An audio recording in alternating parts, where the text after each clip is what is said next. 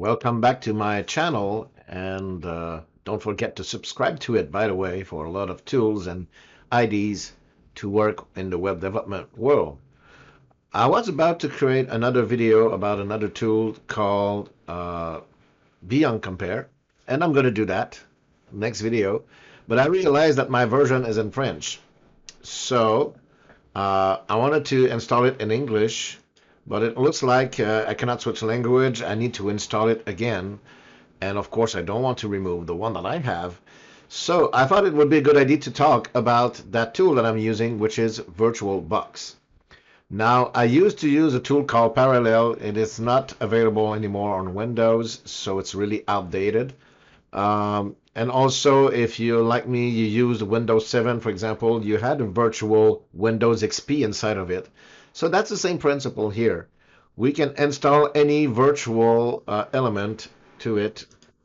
For example, you can install a different version of Windows. As you can see, it works on my Mac OS or Linux as well.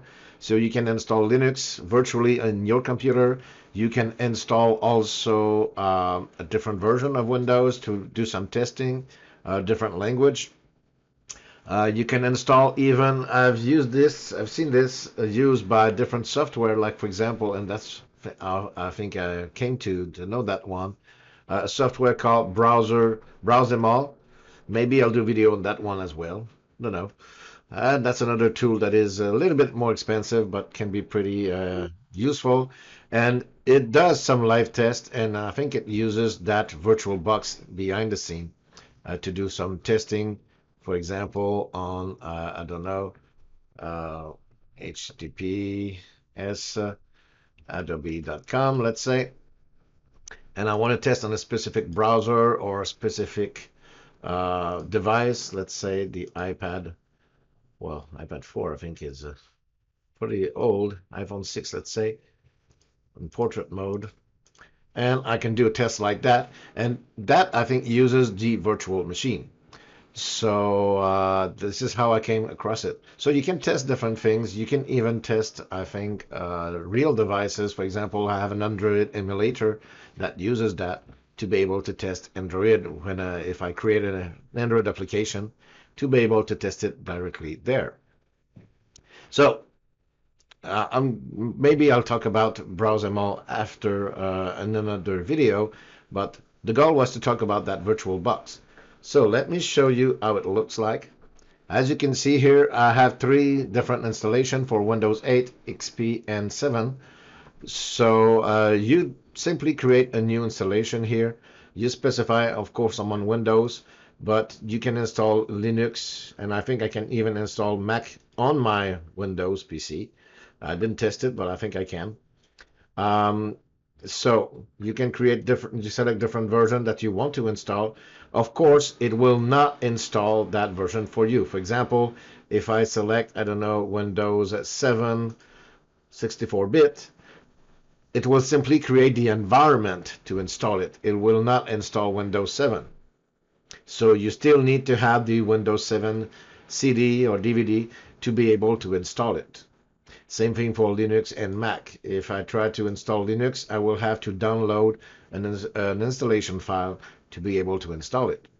So it will just create the skeleton and all the parameters that you need for that specific installation, but that's all. Now you can change the settings, so you can change the display, you can change the how many memory that you want to have, the processor. If I have multi-core processor, how many core that I want to use for that one. And of course, think that it will slow down a little bit your computer, so don't put too much resources on the virtual machine, especially if you are using an older version like Windows XP.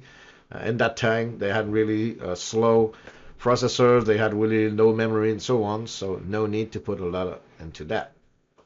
You can decide the optical drive and things like that, the display. So how many memory for the video card, how many monitors, and so on. The storage, the amount of space. So I have pretty small ones. So I think Windows 8 and 7 are pretty much filled out.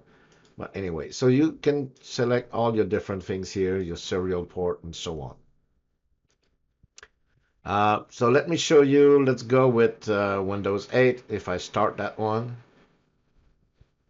and you can start it in a small window or full screen. So I don't remember if Windows 8 will start on a screen or not. Oops. It opens in the other, opens on my other screen. Sorry about that. I'm going to try to import it here. Here we go. So sorry, it's in French. All my operating systems are in French, except I think I installed XP or 7.7 in English at once, but I erased it since there. So you can see full installation here. So Windows 7 is running into Windows 10 in this particular example. And that's a full installation.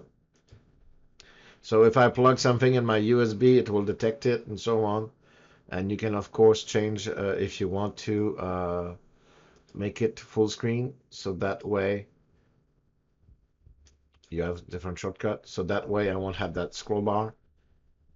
And I could change the resolution to be the exact same resolution if I wanted to as the host itself.